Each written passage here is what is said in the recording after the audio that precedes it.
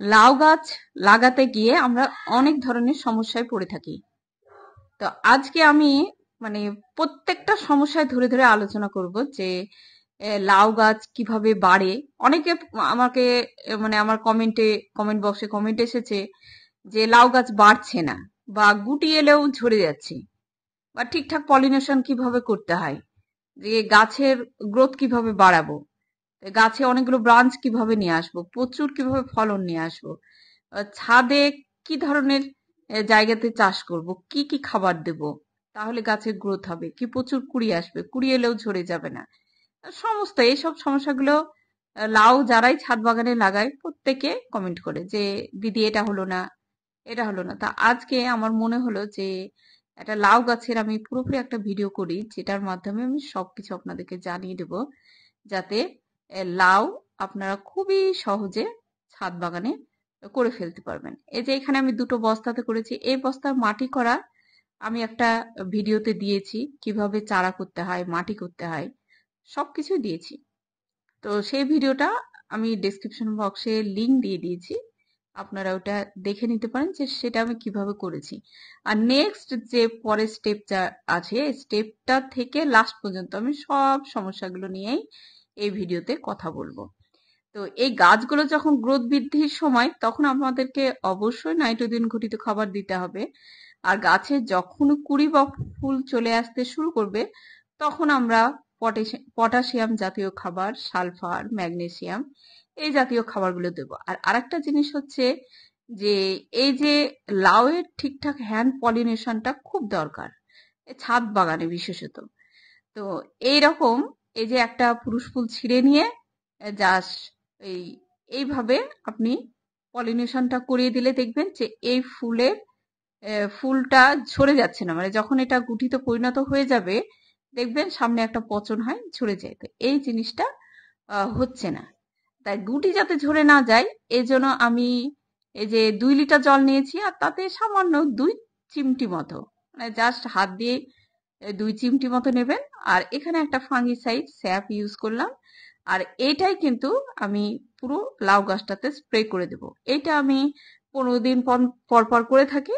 আর যখন লাউ গাছে গুটি চলে আসবে, তখন আপনারা কোনো ধরনের পেস্টিসাইড এগুলো ব্যবহার করবেন না, কারণ এতে মৌমাছি পলিনেট করতে আসতে পারে না। বিষ থাকলে তার ফলে কিন্তু গুটিগুলো ঝরে যাওয়ার সম্ভাবনা থাকে। এইসব কারণগুলো জন্য কিন্তু গুটি ঝরে যায় বা গুটি পচে যায়। তো এগুলো আপনারা খেয়াল রাখবেন। আর গাছে আপনারা অবশ্যই সপ্তাহে নিম অয়েলটা স্প্রে করবেন। আর হলুদ, লঙ্কা মিশিয়ে, তার সাথে রসুনের রস মিশিয়ে সেটা আপনারা অর্গানিক পেস্টিসাইড হিসাবে স্প্রে করতে পারেন। তাহলে পলিনেশন ঠিকঠাক ভাবে হবে, মানে ভ্রমররা এসে গাছে বসবে। না হলে আপনি যদি বিষ ইউজ করেন, তো এই সময় ভ্রমরও মারা যায়, আর তার ফলে পলিনেশন হয় না, গুটিগুলো নষ্ট হয়ে যায়। প্রচুর হয়তো গুটি এসেছে কিন্তু নষ্ট হয়ে যায়। আর আরেকটা কথা বলবো যে লাউ গাছ যখন আপনারা লাগাবেন, তখন কি ধরনের লাউ এর বীজ চুজ করবেন, তার ফলে লাউ গাছের ফলন হবে। আমি ছাদ বাগান প্রায় 7-8 বছর ধরে করছি। তা আমার এক্সপিরিয়েন্সে হচ্ছে লাউ গাছে যদি গোল লাউটা লাগানো যায়, তাহলে সেটার ফলন বেশি হয় না। বিশেষত ছাদ বাগানে জমিতে অনেক ধরনের খাবার ইউজ করা হয় এবং ভিটামিন কিছু ইউজ করা হয়, তার ফলে কিন্তু ফলনটা হয়। তো আপনারা সবসময় লম্বা লাউয়ের বীজটা লাগাবেন, এর ফলে ফলনটা গোল লাউয়ের থেকে বেশি হয়, আর গুটি ঝরার সম্ভাবনা কম থাকে। কিন্তু অনেক সময় ব্রিডের উপরে ডিপেন্ড করে যে গাছের ফলন কেমন হবে। তাই এখন খাবার হিসাবে যেটা বললাম যে আমি পটাশিয়াম জাতীয় খাবারগুলো দিই। তো এখানে আমি একটা সলিড খাবার নিয়ে নিয়েছি, যে খাবারটা আমি 15 ডেজ পর দিয়ে থাকি। তাতে ধরুন ইউরিয়া, পটাশ, সালফার, ম্যাগনেসিয়াম সবগুলোই প্রায় 1 চামচ করে রেখেছি। এটা প্লেন লাল পটাশ নেবেন, ইউরিয়া। আর যদি আপনারা মনে করেন যে রাসায়নিক খাবার আমি দিতেই চাইছি না, তাহলে এর পরিবর্তে আপনারা কলার খোসা, পেঁয়াজের খোসা, চা পাতা, এই আবার পচানো ভাত, এগুলো সব মিশিয়ে রেখে ভালো করে পুচিয়ে নেবেন। সেটা আপনারা 15 দিন পর পর দিবেন। তাহলেও আপনাদের গাছের গুটি কিন্তু থেকে যাবে, ঝরে যাবে না। আর লাউ গাছে প্রচুর খাবার লাগে। খাবারটা আপনাকে ঠিক 15 দিন 16 দিন পর পরে কিন্তু আপনাকে একটা খাবার দিতে হবে। আর লিকুইড খাবারটা আপনাকে প্রত্যেক সপ্তাহে দিতে হবে। তো এই খাবারটা মিক্স করে নিলাম। তো অনেকে আমাকে জিজ্ঞেস করে যে দিদি এই সারগুলো পাবো কোথায়? তো এগুলো আপনারা যে বীজ পেস্টিসাইড এসব বিক্রি করে যেসব দোকানে, সার বীজ, এসব দোকানে গিয়ে দেখবেন ওরা খোলাও দিয়ে দেয়। অল্প ছাদ বাগানের জন্য নিতে চাই বললে ওরা খোলাই দিয়ে দেবে। তো পটাশ, ইউরিয়া খুব বেশি দাম নেয় না, ডিএপি, তারপরে ম্যাগনেসিয়াম সল্ট, এগুলো সবই পাওয়া যায়। ম্যাগনেসিয়াম সল্টের দেখবেন ছোট ছোট প্যাকেট পাওয়া যায়। আর এগুলো ওরা বড় প্যাক থেকেই আপনি যতটা পরিমাণ নেবেন ওরা খুলে দিয়ে দেয়। তো এই ধরনের রাসায়নিক খাবার একটু দিতেই হয়, কারণ এই সাপ্লিমেন্ট না দিলে অনেক সময় জৈব খাবার থেকে পুরোপুরি খাবার গাছ পেতে পারে না। তো জৈব খাবারের সাথে সাথে আমরা কিন্তু 15 দিন পর পর এই ধরনের রাসায়নিক খাবার দিয়ে দেবো। আর এই যে পচানো খাবারটা যেটা বলছি, যেটা আমি 7 দিন পর পর ইউজ করি, আপনি ছাদ বাগানে অন্যান্য সবজি গাছে যে পরিমাণ খাবার না দিন তার থেকে বেশি খাবার দিতে হবে লাউ গাছে। লাউ, কুমড়ো, এই জাতীয় গাছগুলোতে প্রচুর পরিমাণে খাবার লাগে। তো এখানে আমি খোলতেও পচাতে দিয়েছি, তার সাথে একটু ভাত, চায়ের পাতা, ভাতের ফ্যান, তারপরে চাল ধোয়া জল, ডাল ধোয়া জল, এগুলো সবই মিশিয়ে রাখি। পেঁয়াজের খোসা, কলার খোসা, মোটামুটি এটা 15 থেকে 20 দিন মিশিয়ে রাখি। এগুলো সবই দেখবেন পচে একেবারে মিশে গেছে। এটা ছাকারই দরকার হচ্ছে না, দেখবেন সবই মিশে গেছে এর মধ্যে। 20 দিন মতো রেখে দেবেন একটা কন্টেনারে, সেটা একবার টাইট করে রেখে দেবেন। তাহলে দেখবেন একবারে সব পচে মিশে গেছে। আর এটার সাথে ডবলের বেশি জল মিশিয়ে দিতে হবে।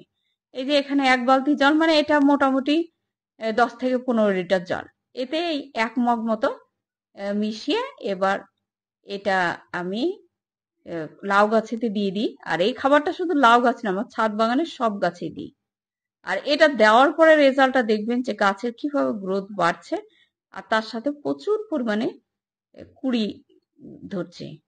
তো এই লাউ গাছটার ভিডিওটা আমি যখন করছিলাম, এই যে খাবারটা যখন দিলাম তখন এক টাইপের লাউ ধরেছিল, আর খাবারটা দেওয়ার কিছুদিন পরে আপনাদেরকে দেখাবো যে কি পরিমাণে লাউয়ের কুড়ি এসেছে। এরা যেহেতু গোল লাউ, আমি খুব বেশি টেকাতে পারিনি, তবে লম্বা লাউ হলে একেবারে প্রচুর পরিমাণে থেকে যেত, এটুকু আমি বলবো। আর ছাদ বাগানে লাগাতে গেলে আপনাদেরকে সাজেস্ট করবো যে আপনারা সব সময় লম্বা লাউয়ের বীজ লাগাবেন, গোল লাউ একদমই লাগাবেন না। এই দেখুন, এই খাবারটা দেওয়ার মোটামুটি 15 দিন পরেই দেখবেন যে গাছের কত চেঞ্জ, সব জায়গাতে জায়গাতে কুড়ি। এখন জানি না কতটা দেখাতে পাচ্ছি, তবে আমি নিজে দেখছি মানে সব জায়গাতে কুড়ি এসেছে প্রচুর। এই কুড়িগুলো টেকানোর জন্য আপনাকে সময় সময় খাবার দিতে হবে। তাই এই কটা কথাই আর কি বলার ছিল, যেটা লাউ গাছ নিয়ে অনেকের এই ধরনের প্রশ্ন জাগে। তো জাস্ট এইটুকুই, যারা লাউ গাছ লাগাবেন অন্তত আমি বলবো একটা না, দুটো লাগাবেন। একটা লাগালে কি অসুবিধা হয় সেটাও বলে দিই। অনেক সময় দেখলেন যে স্ত্রী ফুল প্রচুর এসেছে, একটাও পুরুষ ফুল আসেনি। আপনি যখন এর পাশাপাশি আর একটা গাছ লাগিয়ে দেবেন, দেখবেন ওটাতে অন্তত একটা পুরুষ ফুল এসেছে। তখন আপনি হ্যান্ড পলিনেশন করে দেন, একটা কুড়ি ঝরবে না। তো এই ধরুন এই ট্রিক গুলো থাকে। তো এই কটা ট্রিক যদি আপনারা মেনে চলেন, তাহলে দেখবেন ছাদ বাগানে অনায়াসে আপনি লাউ পেয়ে যাচ্ছেন। দুটো লাউ গাছ লাগালে আপনি মোটামুটি 10 থেকে 12 খানা লাউ পাবেন, যেটা আপনার সারা বছরের জন্যই যথেষ্ট। তাহলে এই পর্যন্ত আপনারা এইভাবেই চাষ করুন। এখানেই শেষ করছি, পরবর্তী ভিডিওতে আবার আপনাদের সাথে দেখা হয়ে যাবে ইনশাআল্লাহ।